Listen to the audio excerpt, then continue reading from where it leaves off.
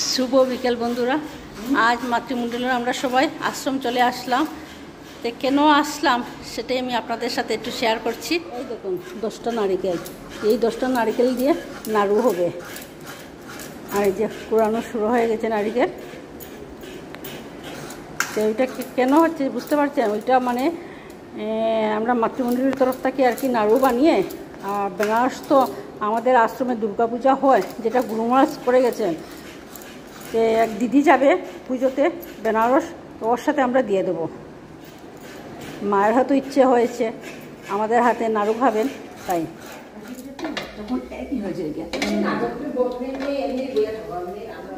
বন্ধুরা এই দেখুন নাড়ু বানানো হয়ে যাচ্ছে। এই দেখুন ওরা বসে পড়েছেন, আর এই যে আমিও আসবো, এসে হেল্প করবো। আর এইদিকে মালপোয়া হচ্ছে। এই দেখুন মহারাজ বলেন যে একটু মালপোয়া বানানোর জন্য।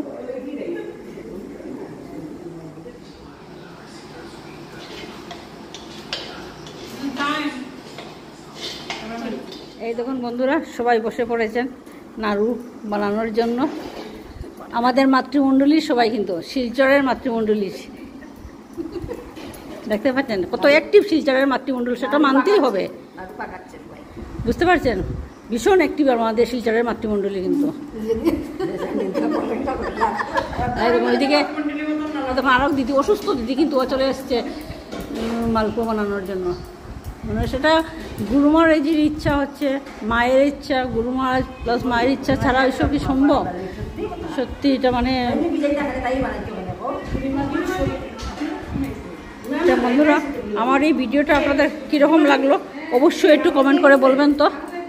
জয় গুরু মহারাজ।